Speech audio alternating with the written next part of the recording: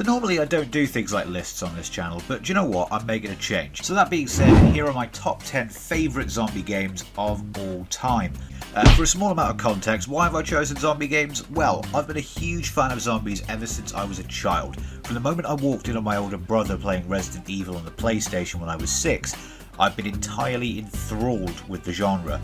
I mean, admittedly that first exposure did cause nightmares for a considerable amount of years, and kind of wasn't helped when I found out that I shared the name of Resident Evil 2's protagonist, Leon. I snapped that disc in two and ran terrified from the room after seeing Leon getting devoured in an orgy of pixelated gore and bloody blood. But beware spoilers for the games in this list. If you do want to avoid spoilers, I will just put my top 10 in the description below. But, you know, click like on the video anyway. Number 10. Stubbs the Zombie in Rebel Without a Pulse. This is a third-person game in which you are tasked with converting humans into members of your zombie army, or outright killing them with special weapons, like grenades made from parts of your body, or the ability to possess them by taking your hand off and having it attached to their heads. Progressing through the levels where the enemies get steadily more difficult and numerous, you play as a former door-to-door salesman turned undead abomination called Stubbs. Murdered by his lover's father and buried in a makeshift grave, Stubbs rises from the dead in 1959 right in the middle of Punch Bowl, a futuristic city built on top of him. He sets out on a tour of the city, eating his way through the humans. Now, to be completely objective, the controls aren't the most intuitive and it doesn't have the best replay value, but its campy comedic tone keep it enjoyable and gives you a unique place amongst all the games on this list, as it's the only game where you are the zombie as standard and not just as an added game mode. This experience absolutely turned the zombie game on its head by making the objective not to survive a zombie outbreak, but to spread one instead. Number 9. Plants vs Zombies Garden Warfare 2. A franchise that started as a way of cheekily parodying the fact that zombies could appear in pretty much any game and make it popular, got suddenly popular enough to spawn sequels that could then parody an entirely different game as well.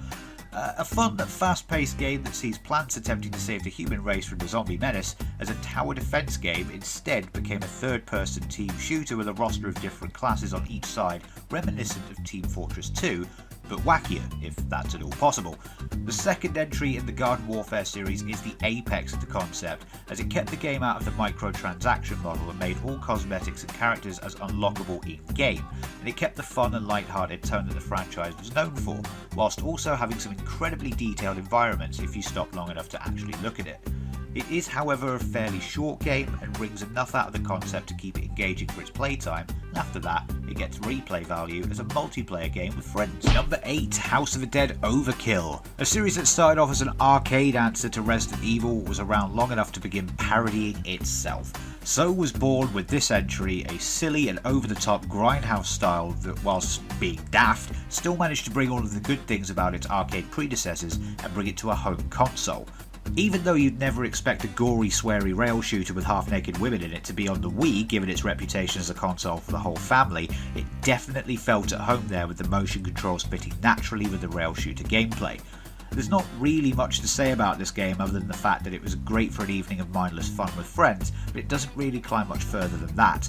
But to be honest, it didn't need to be.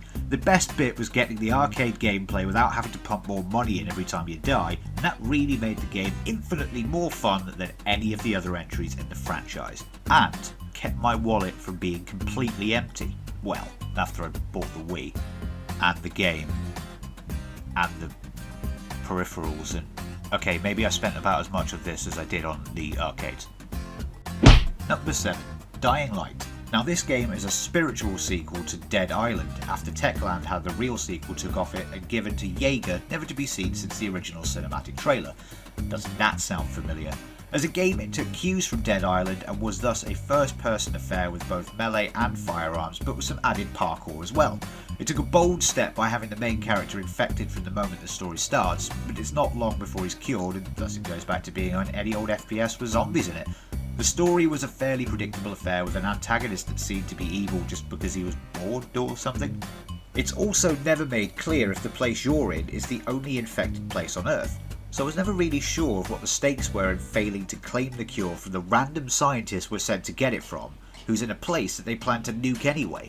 Basically, you seem to have been sent on a fetch quest by a bunch of assholes in an area where almost everyone is an asshole and where you can also be an asshole at the end by withholding the cure anyway. The upside is that the gameplay is fast-paced and cathartic, as you can literally drop-kick a zombie off a roof, turn around, backflip off after it, and watch as the undead who are chasing you all fall off with a satisfying splat on the ground below.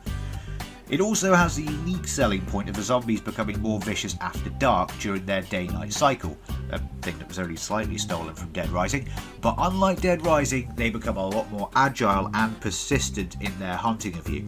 It takes the game from almost being easy-going and unchallenging, and it turns it into something absolutely terrifying and frantic as you scramble up walls, fleeing towards your safe zone in case the night hunter sees you. Number 6, Dead Rising 2. Although Chuck isn't quite as loved as Frank as a character, I think this game managed to take what the first one set out to do and added a meaningful layer to it whilst also upping the stakes of the timed gameplay. In the original, you could wait in a cupboard for the timers to tick down and run to the roof for an extraction. Granted, if you did that, it was a terrible ending, but the option was there. In this instalment, you are forced to go out into the surrounding area in a way that doesn't finger wag at you, but actually makes you want to go. The addition of Chuck's infected daughter that needed regular doses of Zombrex to survive added some real urgency to the game and gave Chuck a motivation beyond wanting to break a story in the national news. The advancement of the outbreak to more parts of the US meant that what happened in the first game wasn't enough to contain the zombies, but the real sizzle on this steak is the way that the human race reacts to the undead. They use them for sport and entertainment in bizarre TV shows, and zombie rights activists exist too.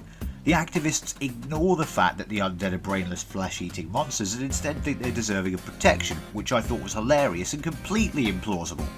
Until this year, after living through COVID-19 in the UK and seeing how people reacted to it, I'm starting to think that maybe that's not such an outlandish thing to happen after all.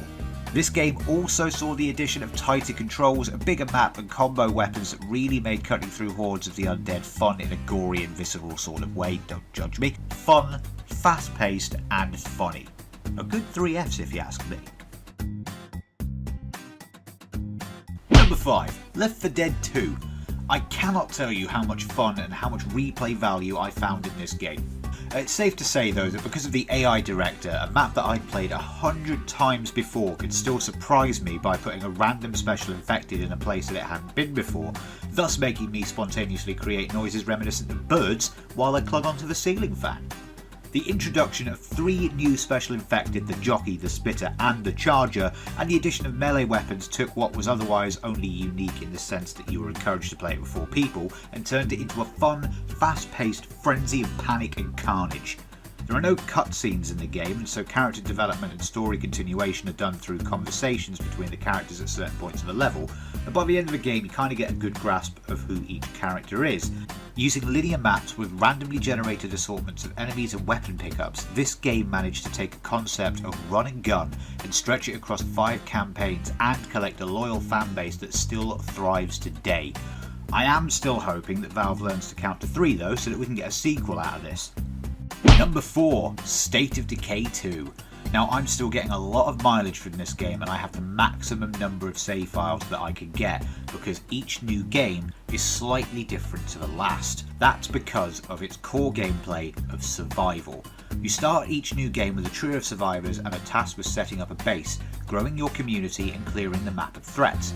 It keeps what the first game was about, which was clearing infestations, and takes the natural next step of adding the different type of infestations and an illness for your survivors to contract. Your map is filled with plague hearts, which created the plague zombies, who can give your survivors the blood plague.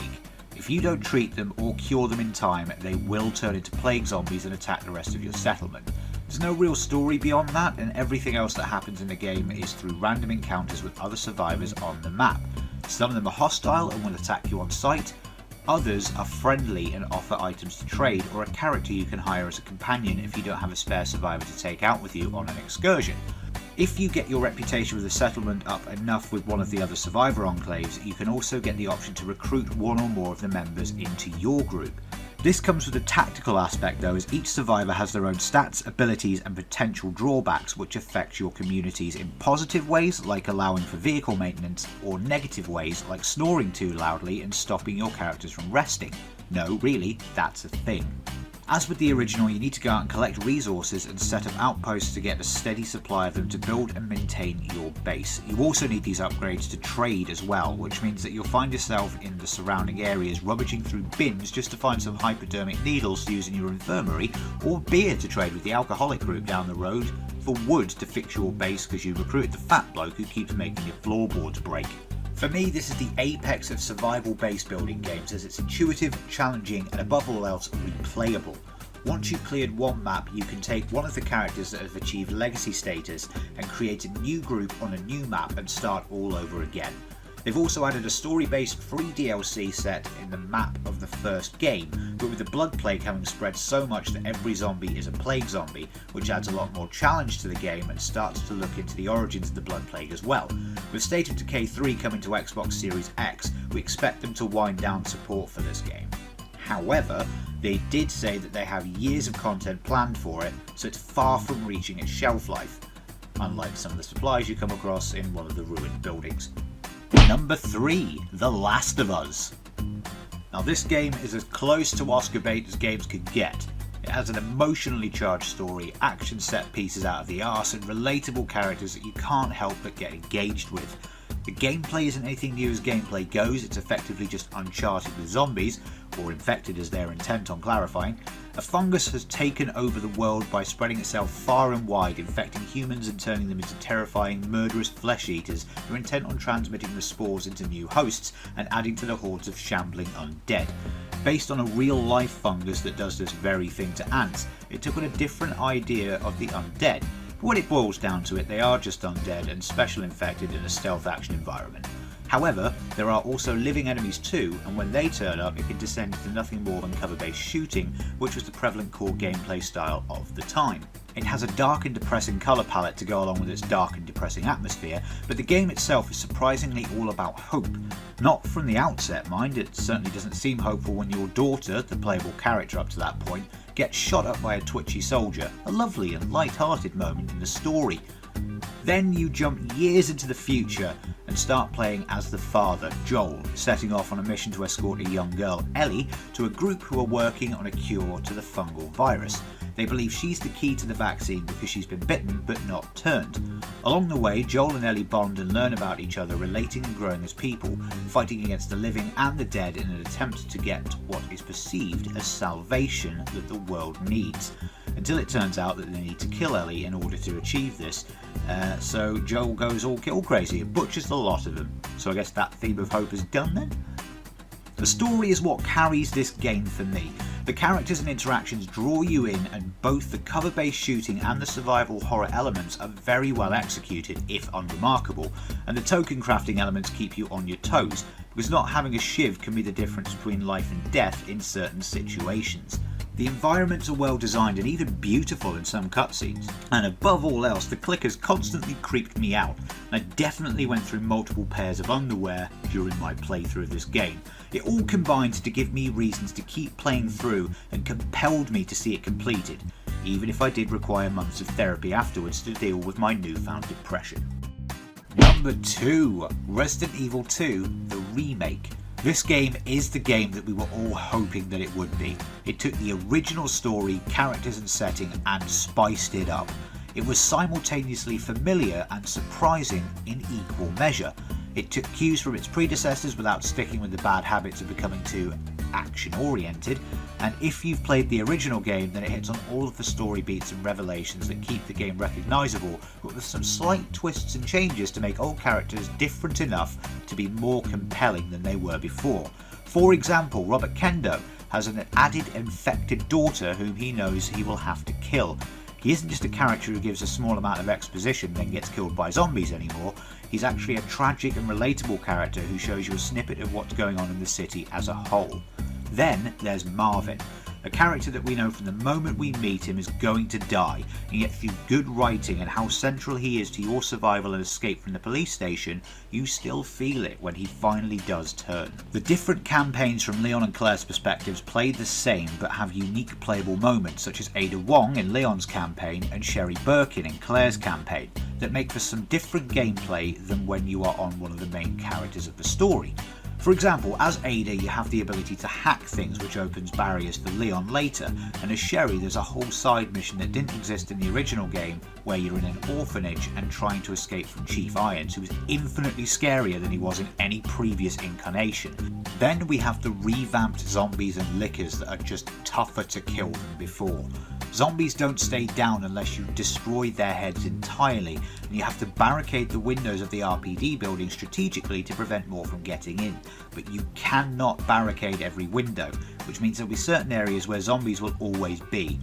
They can also burst through doors and chase you for a certain distance, which means that running is an option, but it does mean that you risk bringing zombies with you into different areas of the building, like an extremely hostile homing pigeon. And of course, if we are talking enemies, you cannot forget the hulking, stalking monster that is Mr. X.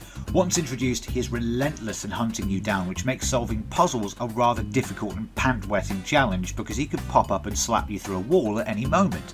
As time goes on, he does become less scary and more annoying, but his presence is one that adds difficulty to the game in an unscripted and spontaneous fashion from when you're in the RPD main building. After that, he pops up in random encounters and boss fights, even serving as Leon's main boss fight in his campaign.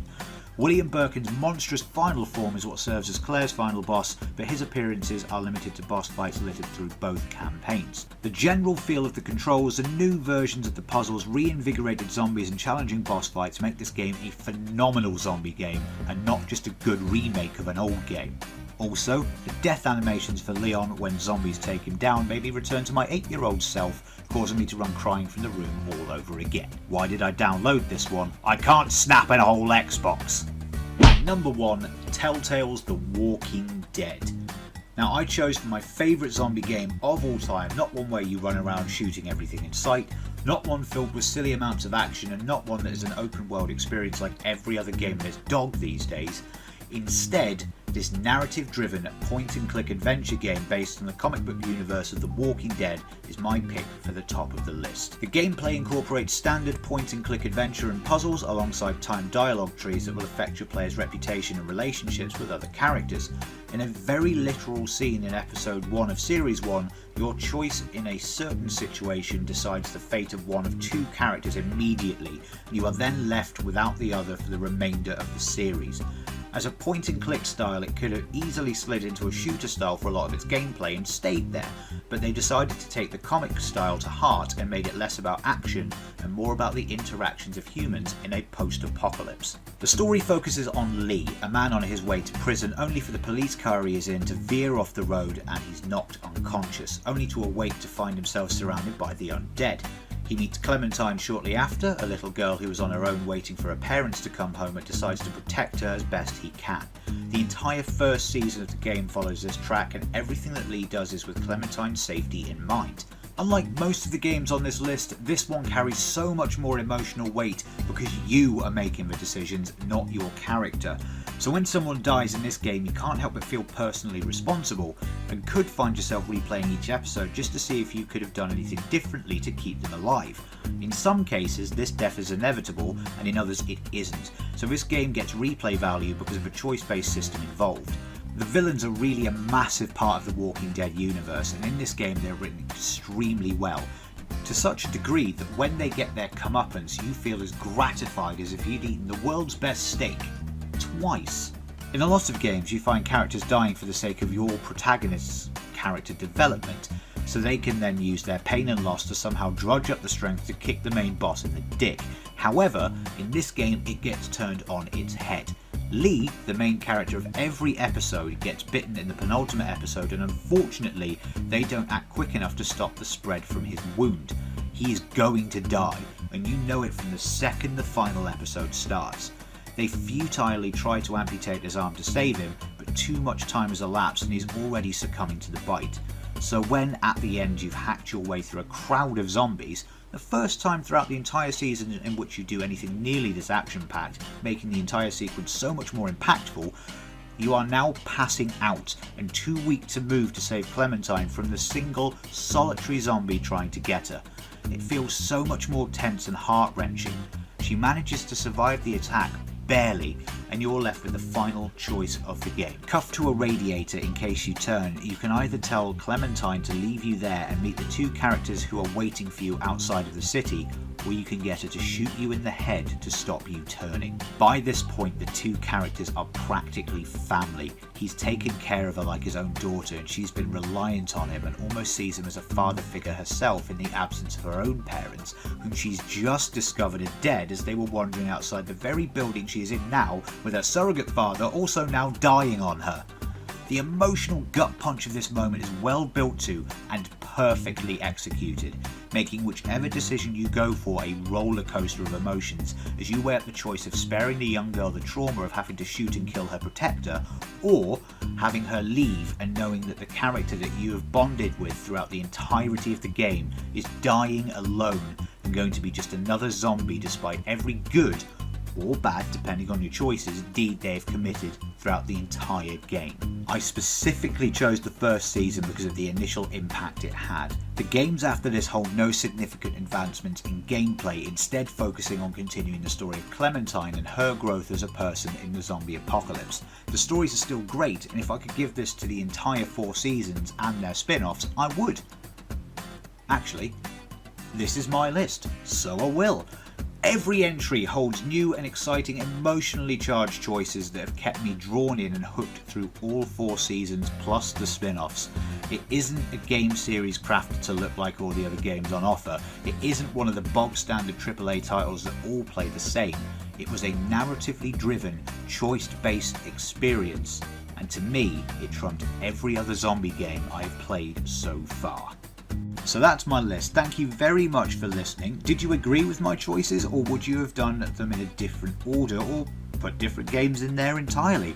Check out the description box for some special mentions as well, and give this video a thumbs up if you enjoyed it. Thank you very much for listening, and tatty bye.